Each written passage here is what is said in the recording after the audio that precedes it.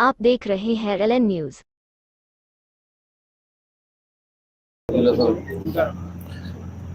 वंचित बहुजन आघाडीने जवळपास 15 दिवसांपूर्वी खान यांनी वंचित बहुजन आघाडीमध्ये प्रवेश केला। अफसर खान यांचा अल्पपरिचय तुम्हाला सर्वांना माहिती आहे की ते 5 वेळा नगरसेवक राहिलेले आहेत, 3 वेळा विरोधी पक्षनेते राहिलेले आहेत, 2 वेळा सभापती राहिलेले आहेत। आणि प्रवेश केल्यानंतर बाळासाहेब आंबेडकर यांची भेट घेतली। भेट घेतल्यानंतर पुन्हा औरंगाबादला आलो। येण्यापूर्वी त्यांची लोकसभा निवडणुकीसाठी उमेदवारी जाहीर झाली आणि तेव्हापासून अफसर खान यांच्यासोबत आमची वंचित बहुजन आघाडीची सर्व टीम, सर्व पदाधिकारी, कार्यकर्ते, शहर जिल्ह्यातले, महिला आघाडीचे, युवक आघाडीचे, तालुका निहाय बैठका, सर्कल निहाय बैठका, कार्यकर्त्यांच्या भेटीगाठी या आम्ही सर्व केल्यात। आणि या सर्व गोष्टी करत असताना आम्हाला जिल्ह्याभरात, शहरमध्ये खूप मोठा चांगला प्रतिसाद मिळाला आणि लोकसभेच्या निवडणुकीसाठी एक अनुकूल आणि सत्ता संपादन करण्याचं वातावरण आम्हाला मिळालं। त्या अनुषंगाने आम्ही पुढील वाटचाल करत आहोत।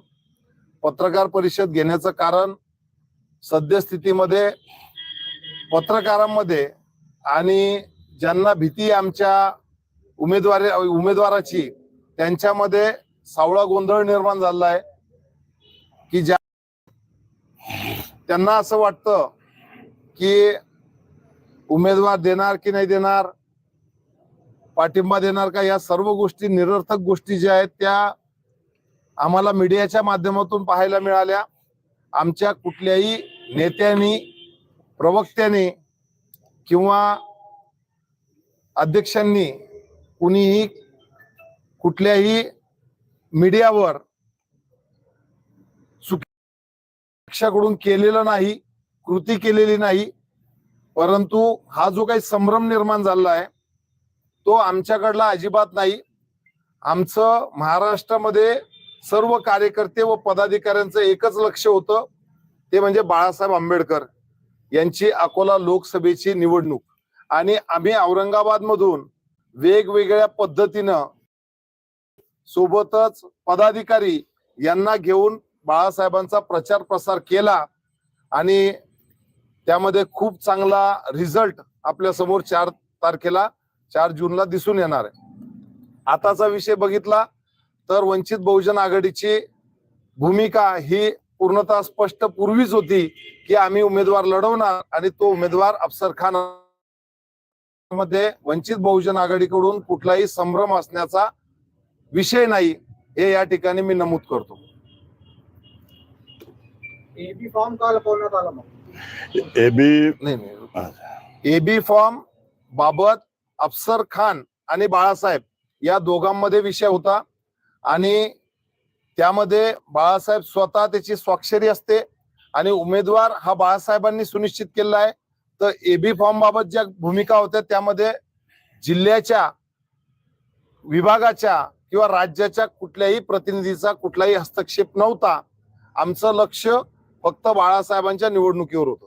तर उमेदवारांनी स्वतः त्या दिवशी पत्रकार परिषद घेऊन हे सांगितलं की अपक्ष लढतो। बरोबर आहे। 24 तारखेपर्यंत माझ्याही माहितीनुसार त्यांना एबी फॉर्म दिलेला नव्हता। त्यानंतर त्यांनी पत्रकार परिषद घेतली। पत्रकार परिषद झाल्यानंतर बाळासाहेबांचं आणि त्यांचं बोलणं झालं, त्याबाबतची भूमिका ते स्वतः स्पष्ट करतील। देखो, सबसे पहले मैं आप लोगों को ये बता दूं, पूरे मीडिया को, प्रिंट मीडिया को, इलेक्ट्रॉनिक मीडिया को और शहरान औरंगाबाद को और जिले को, मेरी उम्मीदवारी कोई 25 को डिक्लेयर नहीं हुई या 24 को डिक्लेयर नहीं हुई। मेरी उम्मीदवारी डिक्लेयर होके 20 दिन हो गए और 20 दिन होने के बाद हमने पूरे तालुके घूमे, पूरा जिला घूमा, हम लोग शहर घूमे और हमको बहुत अच्छा प्रतिसाद मिल रहा था। लेकिन बी फॉर्म इसलिए नहीं आया कि मां बाड़ा साहब इलेक्शन लड़ रहे, सब लोग बिजी थे। और बी फॉर्म 10 दिन पहले देना या 20 दिन पहले देना, ऐसा कोई भी पक्ष की भूमिका नहीं रहती है।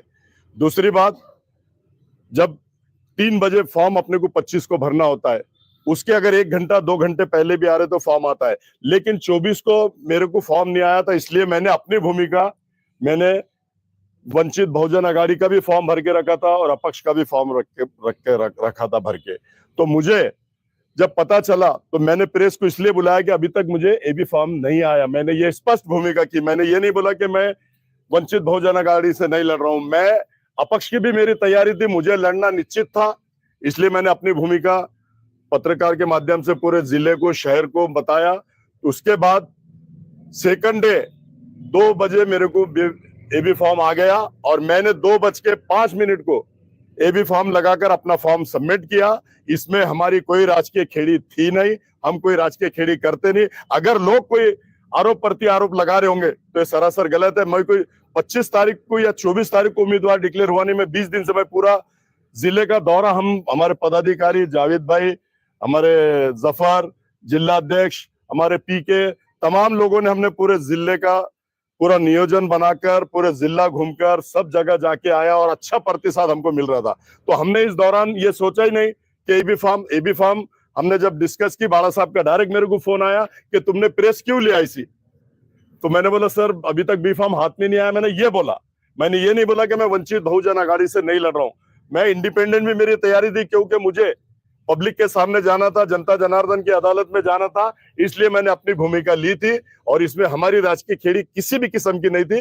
प्रकाश अंबेडकर साहब ने बोले मैं कल आपको फॉर्म भेज रहा हूं, उन्होंने फॉर्म भेजा, मैं उनका तहे दिल से शुक्रिया अदा करता हूं। और प्रकाश अंबेडकर साहब ने 2 बजे फॉर्म भेजा और मैंने 2:05 को लगा के एबी फॉर्म के साथ सबमिट कर दिया और अधिकृत उम्मीदवार में वंचित बहुजन आघाड़ी का हूं। आप लोगों के सामने मैं अपनी बात रख। इसमें एक सवाल ये है, सभाएं लेने वाले हैं औरंगाबाद में उनकी 3 सभाएं होंगी, ऐसा हमारे पास जानकारी है। बाळासाहेबांच्या 3 सभा होतील, सुजातदादांच्या 2 सभा होतील, अंजलताईच्या 2 सभा होतील। एकूण प्रत्येक तालुक्यामध्ये आंबेडकर घराण्याच्या सभा असणार आहेत। सोबतच राज्य कमिटीच्या दिनांक 7 तारखेपासून ते 11 तारखेपर्यंत राज्य कमिटीचे सर्व पदाधिकारी औरंगाबादला असणार आहेत।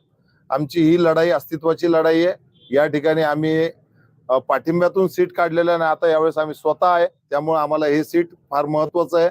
आमची लढाई इथल्या माजी खासदारासोबत नाही आहे, आमची लढाई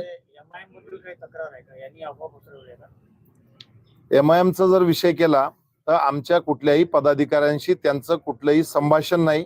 विषय दुसरा, मी एक व्हिडिओ बघितला, नक्षबंदी काहीतरी नाव आहे त्या व्यक्तीचं, कोणत्या तरी चांगल्या एशिया एक्सप्रेसचं काहीतरी अध्यक्ष आहे काहीतरी, तर त्यांनी एक जाहीर केलंय संध्याकाळी 10 वाजता की एबी फॉर्म लावलेला नाही 25 तारखेला, ही माहिती अधिकृत आहे आणि पुढच्या दिवशी म्हणजे 26 तारखेच्या प्रिंट मीडिया सुद्धा मध्ये त्याची माहिती आली आहे।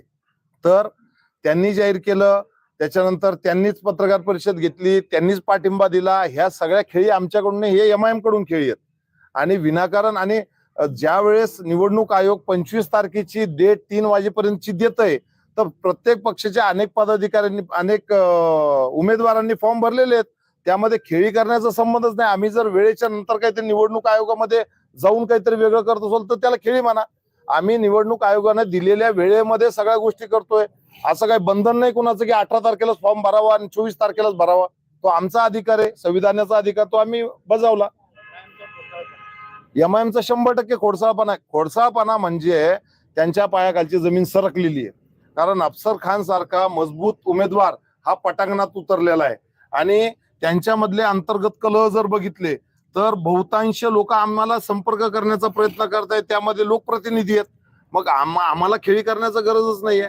5 वर्षामध्ये त्यांनी जे काही कामं केली नाहीत त्यामुळे लोक आम्हाला हे करतायत। माझे नगरसेवक तुमच्याबरोबर आहे, संपर्कात आहे का काही नगरसेवक संपर्कात आहेत का एमआयएमची असा इम्तियाज जलील संपर्कात आहे का? इम्तियाज जलीलचा आमचा काय संबंध? कशाचा? ते तर तुमच्याकडून आम्हाला माहिती मिळाली पाहिजे। 26 को स्क्रूटनी हुई और आज 27 एक ही दिन है, 12-24 घंटे हा भ्रम निर्माण केलेला आहे। त्यांनी स्वतः पत्रकार परिषद घेऊन सांगितलं होतं ना की मी अपक्ष लढतो। हो, 24 पण फॉर्म नाही मिळाला ते पण त्यांनी स्पष्ट केलं ना। आताच बोललो ना मी तुमच्याशी की 24 तारखे उद्याचा 3 वाजेपर्यंत टाइम होता, म्हणून मी बोललो की नाही भेटत असेल तर मी अपक्ष लढवणार। आणि 25 था और 2/5 को मैंने सबमिट कर दिया। अब ये बोल रहे कि इन्होंने गुपचुप भरा, चोरी से भरा, तो मैंने क्या पिछले दरवाजे से आके कलेक्टर साहब को दिया क्या? अरे मैंने सामने डंके की चोट पे 200 लोगों के साथ आके भरा। चोरी का काम ये लोग करते, हम तो डंके की चोट पे बात करते हैं और डंके की चोट पे हर चीज का खुलासा देते हैं। बोल रहे कि खामोशी में भरा। अरे जब वेबसाइट पे जब आ गया तो तुम क्या अंधे है? तुम खुद उम्मीदवार है, मेरा ऊपर है और उसका मेरे नीचे है उम्मीदवार। तो ये एडिटर उनका बोल रहा है, शहर अध्यक्ष रतालू बोल रहा है कि फॉर्म ही नहीं भरे। ये कितनी गलत बात है। हमने कोई चोरी से फॉर्म भरा नहीं, पिछले दरवाजे से आके भरा नहीं, सामने से जाके गाड़ी अंदर ले जाके 200 लोगों के साथ आके हमने फॉर्म सबमिट किया। और इनको डर है, इसलिए इस तरह की बातें कर रहे, इस तरह का इल्जाम लगा रहे। और उनकी खेड़ी उन्होंने खुद होकर पाठिंबा बाड़ा साहब को डिक्लेयर किया, उन्होंने खुद आनंद अम्बेडकर साहब को डिक्लेयर किया। हम बाड़ा साहब ने ना पाठिंबा मांगा, ना आनंद अम्बेडकर साहब ने पाठिंबा मांगा, ये खुद पाठिंबा दे रहे, क्योंकि इनको मालूम है कि ये पहले वंचित के वजह से चुनकर आए थे, अब वो चुनकर नहीं आ सकते बोल के मतलब हम इनको पाठिंबा दे रहे। अरे तुमको मांगा कौन? जब तुमको 19 में पाठिंबा दिए थे, 19 में तुमने पाठिंबा लेने के बाद खासदार चुनकर आ गए और असद अवैसी ऐसा गोद में उठा के बोल रहे कि हमारे बड़े भाई है, हम इनको सीएम देखना चाहते, सीएम के रूप में देखना चाहते, महाराष्ट्र के सीएम बनाना चाहते। 4 महीने के बाद जब उनका वक्त आया सीएम बनने का या 50 सीट आने का या 25 सीट आने का, तो तुमने 50 खोके लेके युति तोड़ डाली। प्रकाश अंबेडकर साहब के साथ आपने गलत किया, मुस्लिम समाज के साथ गलत किया, दलित समाज के साथ गलत किया। ये तुम्हारी भूमिका है। हमारी भूमिका प्रकाश अंबेडकर साहब की स्पष्ट है, हमारी स्पष्ट है, हमारे पूरे जिला अध्यक्ष, शहर अध्यक्ष पूर्व की स्पष्ट भूमिका, और हम स्पष्ट भूमिका जनता के सामने रखते हैं और आपके माध्यम से जनता को हम पूरे जिले को बताना चाहते कि हमारी राजकीय खेड़ी कोई नहीं थी। इनको कौन बोला शागन में? खुद होके बोलो कि हम वहां पार्टिंबा दे रहे। अरे हमने अगर बाड़ा साहब ने अगर बोला कि हम पार्टिंबा दे रहे, एक लाइन क्या कही उनका स्टेटमेंट बताओ, या कोई पेपर में 2 लाइन की बात में आई हुई बताओ। उन्होंने ये कभी कहा नहीं। उन्होंने, आपने उनके नेशनल चैनल पे आपने सुना होगा कि औरंगजेब के शहर से, औरंगाबाद से दूसरी बार अगर कोई मुस्लिम जीतेगा तो वो अफसर खान होगा। जब वो इतना बड़ा स्टेटमेंट दे रहे तो इनको पार्टिंबा देने का या इनके साथ आने का कोई सवाल ही पैदा नहीं होता। वो देश के नेता है, महाराष्ट्र के नेता है, और वो अपनी भूमिका पे स्पष्ट है और हम भी अपनी भूमिका पे स्पष्ट है, ऐसा हम कहते हैं।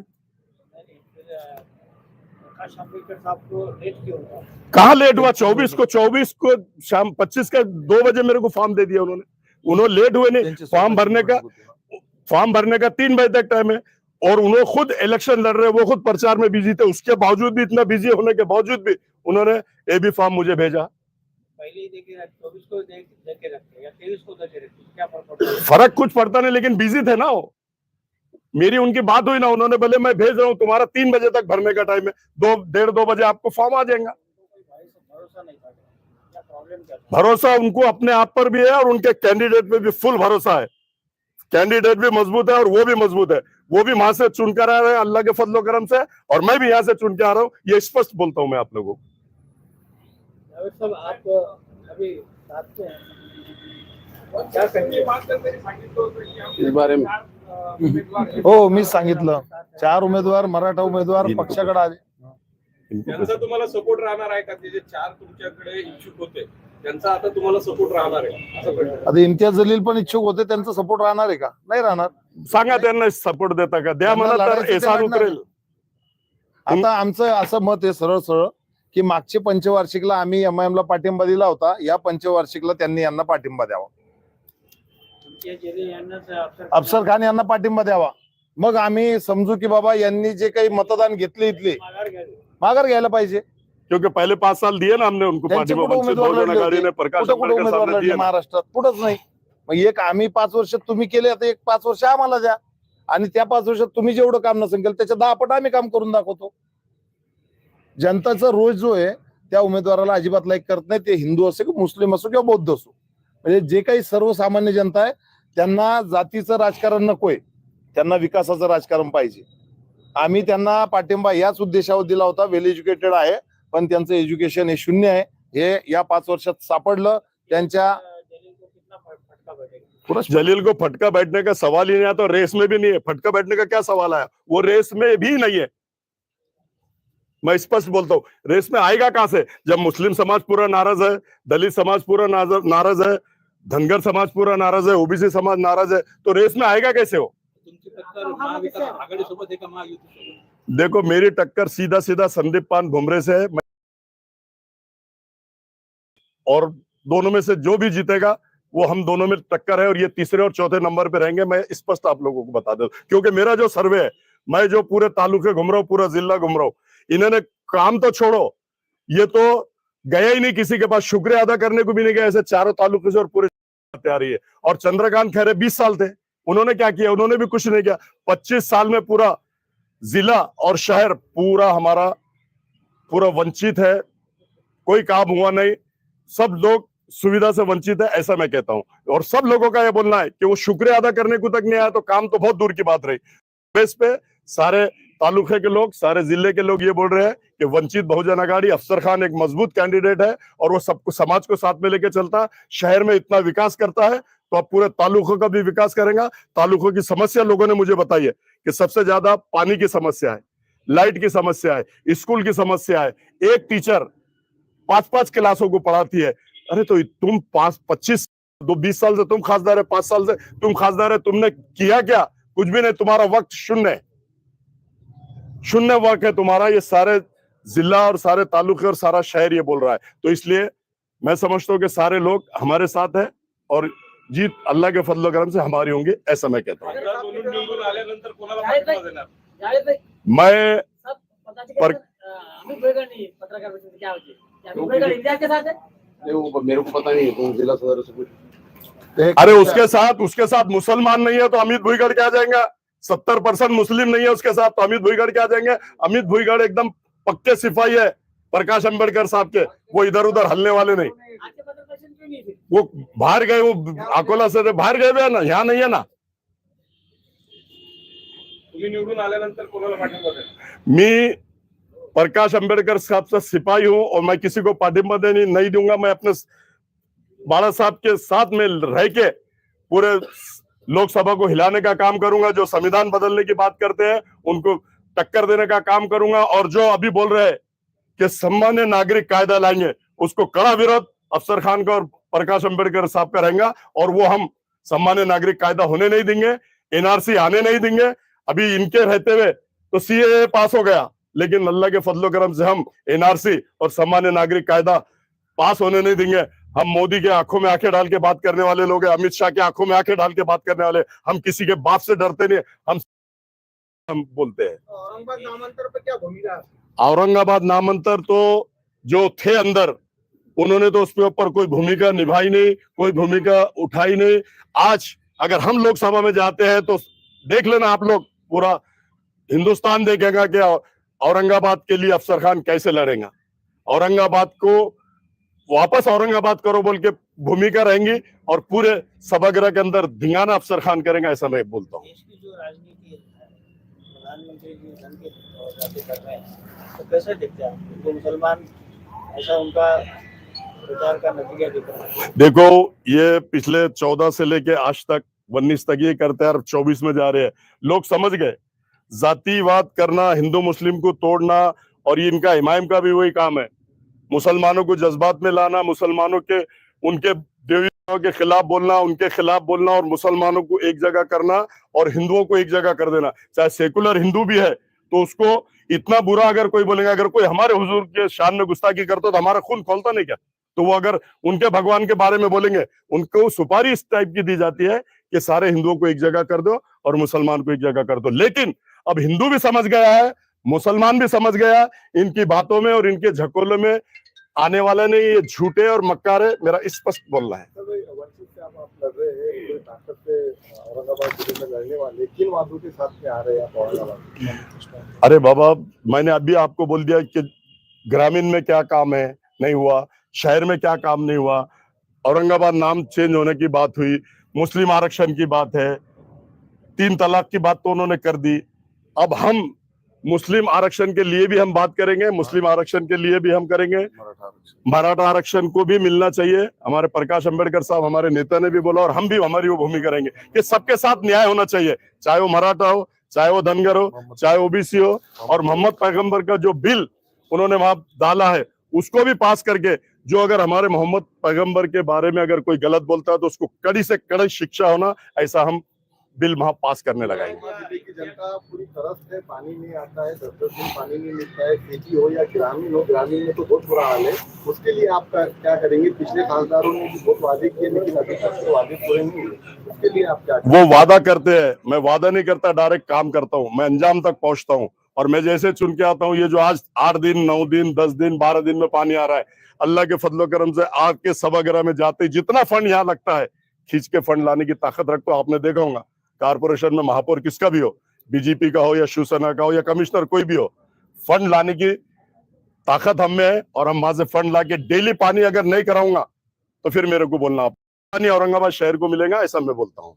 इम्तियाज जलील एक अच्छा खासदार, जो लोकसभा में संसद में एक सारी समस्याएं वहाँ रखता था, अच्छी स्पीच देता था, कंप्लेंट क्या है उसके बारे में? मेरी कोई कंप्लेन नहीं है, जनता की कंप्लेन है। मेरी क्या कंप्लेन हो सकती है? मेरा कोई काम ही नहीं है उसके पास, मैं कभी काम लेके ही नहीं गया। जनता के जो काम है, जिले के जो काम है, तालुके के जो काम है, सारे लोग बोल रहे कि उसने काम ही नहीं किया। मेरी कोई उससे मेरी पर्सनल कुछ भी नहीं है। अगर वो काम नहीं करेगा तो जनता उसको उसकी जगह बताएगी, और जो काम करता है जनता उसको चुन के देंगे, ऐसा हमारा स्पष्ट बोलना है। में जो वाकया हुआ उसमें उसका अच्छा काफी रोल रहा है, बोला जाता है। क्या रोल रहा? बरा मुझे मालूम नहीं उसने क्या ऐसा कौन सा रोल किया, बताएंगे आप तो मैं उसका जवाब।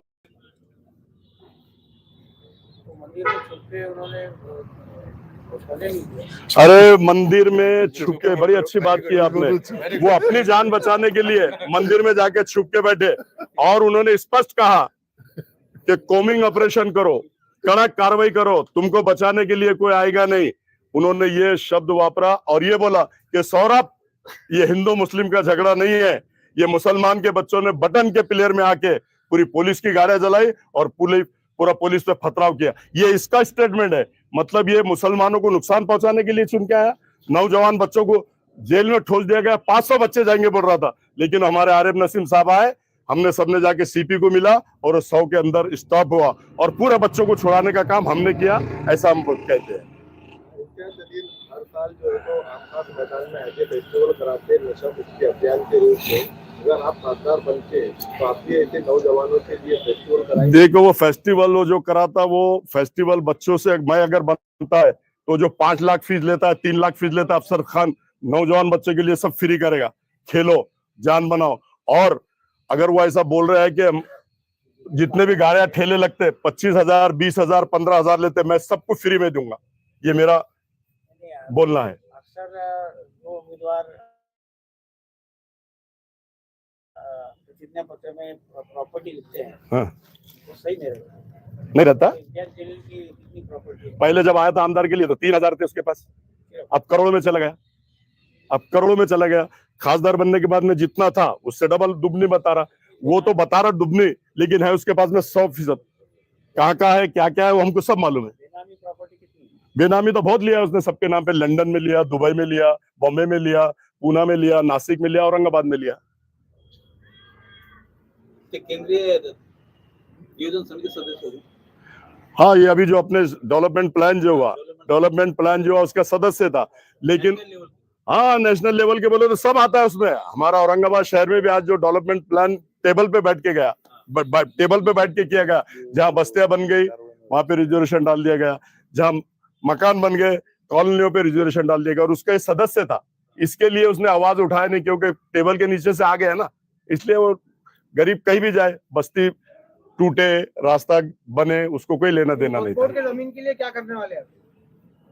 वक्फ बोर्ड की जमीन, जो है हाँ, उसको वोट की जगह गरीबों का हक है।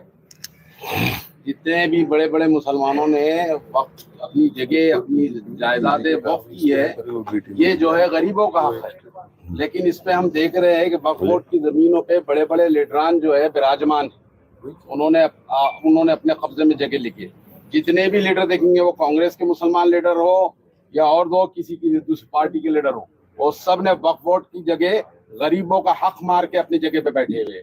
मिसाल के तौर पे यहाँ के मेंबर ऑफ पार्लियामेंट भी, जिनका ऑफिस है वक्फ बोर्ड की जगह पे, ये गरीबों का हक है, जिसके ऊपर कब्जा मार के जो लोग बैठे। इनको क्या फुकनिया पड़ी हुई है क्या? इनके पास पैसे नहीं है, जो गरीबों की जगह के ऊपर आके बैठे हुए। वक्फ बोर्ड गरीबों का हक है। बड़े मुसलमानों ने ये अपनी जायदाद वक्फ इसलिए किए कि गरीब लोग ऊपर उठे और जो है वो अपने पैरों पे खड़े हो। लेकिन हम देख रहे हैं कि बड़े बड़े लीडरान जो है वो वक्फ बोर्डों की जगह पे बैठे हुए। ये वीडियो कौन किसके ऊपर जो कौन सी जगह पे बैठा हुआ है? ये पूरे जालना रोड की जो है जगह है जितनी है, किसकी जगह है? ये सारी जगह वक्फ बोर्ड की है। और इसके ऊपर कौन बैठा है? कोई गरीब इसके ऊपर पेट भर रहा है? कोई गरीब इसके ऊपर पेट नहीं भर रहा है। वो लीडरान, वो छोटे लीडरान जिनकी नीयतें सही है नहीं है, जो गरीबों के माल के ऊपर अपने जो है दीदे लाल करके उसके ऊपर काबिज बैठे हुए। इसके जवाब तो उनको यहाँ जो मिलेगा, लेकिन आखिरत में इससे ज्यादा जवाब मिलेगा। उनके नाम बता दीजिए ना साहब। पूरे लीडरान, सारी पार्टी के मुस्लिम लीडरान बोल दिया मैंने। अब समझ लो और अब गिन लो आप कितने लीडरान है, इवन इंक्लूडिंग यहाँ के मेंबर ऑफ पार्लियामेंट का भी नाम बोला आपको। आपके सुनने में नहीं आया? वो मेंबर ऑफ पार्लियामेंट का नाम सुनने में नहीं आया आपके? सबके, उसके अलावा सारे कांग्रेस के मुस्लिम लीडरान। वीडियो कॉन पे कौन बैठा हुआ है? यहाँ की ये पूरी जगह पे कौन बैठा हुआ है? कौन है? सारे जो है मालदार इंडस्ट्रियलिस्ट बैठे हुए हैं वहां पर। और वो जगह जो है हक जिसका है वो गरीबों का हक है। वो गरीबों का हक मार के खाए। अल्लाह एक मिनट,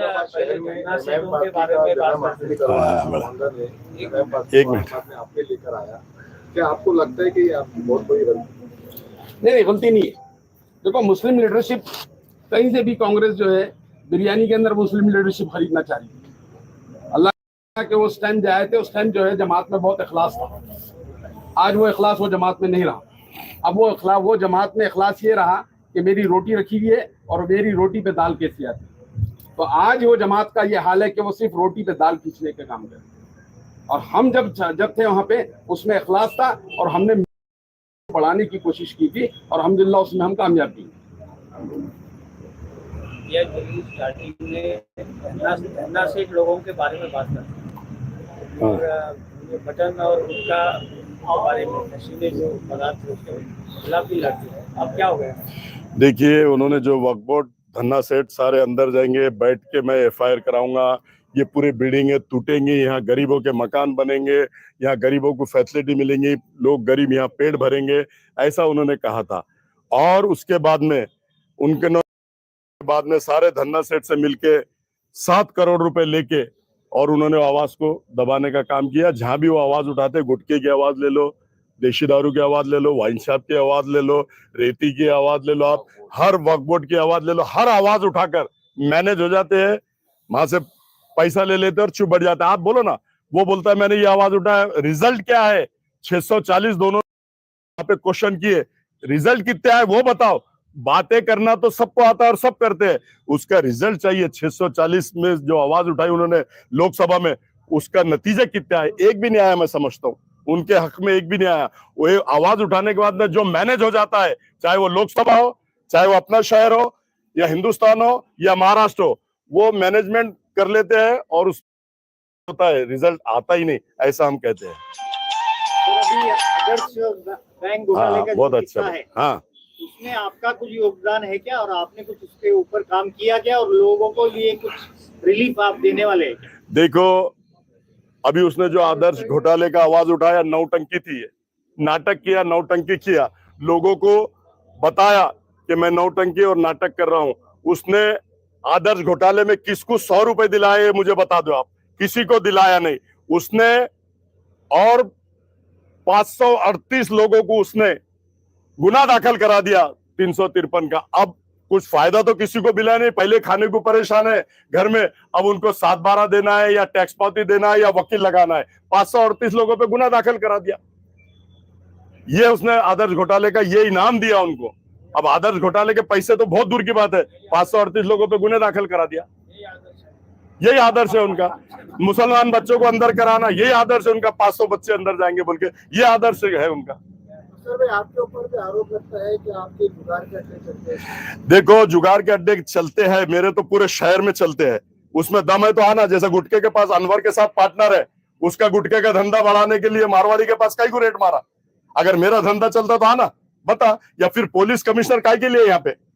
वो करेंगे ना कार्रवाई अगर मेरे धंधे तो। ये तो इसके तो धंधे गुटके के हैं, इसके तो धंधे राशन के हैं, बायोडीजल में 3-3 लोगों के साथ पार्टनर है, नंबर 2 के धंधे रेती गैस के हैं पूरे धंधे। ये नंबर 2 के धंधे करता और दूसरे पे इल्जाम लगाता। मैं तो व्हाइट कॉलर हूं। 28 साल में मैंने जब से कारपोरेटर बना 95 से लेके आज तक, मेरा अगर कोई एक भी धंधा ऐसा बता देगा या 10/10 की जगह वक्फ बोर्ड की मैंने लिया है या कारपोरेशन की लिया है या गवर्नमेंट की लिया है, गुलामी लिख दूंगा। अभी मेरे इलेक्शन भी नहीं लड़ूंगा। लेकिन इन्होंने तो ढोरकिन में 22 एक कर ली, पीसा देवी पे 20 एक कर ली, नासिक में वक्फ बोर्ड की जगह ली, पुणे में वक्फ बोर्ड की जगह ली। इनको बेवा, यतीम, यसीर के भी जगहों पे डाका मारते हैं।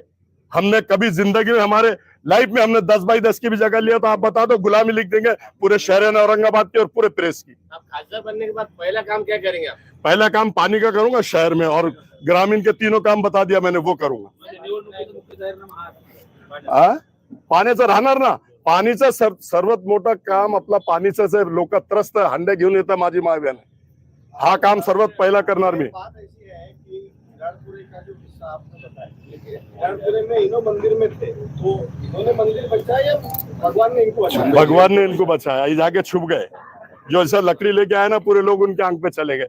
तुमको वोट भी दो और तुम्हारी लकड़ी से मार भी खाओ तो कौन ऐसा पागल है? और सवेरे तक निकले नहीं अंदर से डर के। प्रकाश आंबेडकर जी की पहली सभा कहाँ पर लेने वाले, गिरवाए पास या आपका? डिसाइड करें। अभी डिसाइड हुआ नहीं, साहब ने टाइम दिए नहीं। जैसा अभी साहब तो कल तो फ्री हुए, अब चिन्ह आएगा, चिन्ह आने के बाद में जिला अध्यक्ष, हमारे पूरे पदाधिकारी, हम मिलके बात करेंगे और जैसा वो टाइम देंगे आपके सामने रखेंगे। परफेक्ट मैनेजमेंट रहेगा। औकाफ बोर्ड पे हो गया। अब औकाफ बोर्ड की जगह जितनी भी है उसको हम सेव करने का काम करेंगे। गोर गरीब, यतीम, यसीर, बेसहाराओं को उसका फायदा पहुंचाने का हम काम करेंगे, ऐसा हम बोलते हैं। चाय वगैरह क्या है पाटिल इंतजाम? रिफ्रेशमेंट है, रिफ्रेशमेंट है।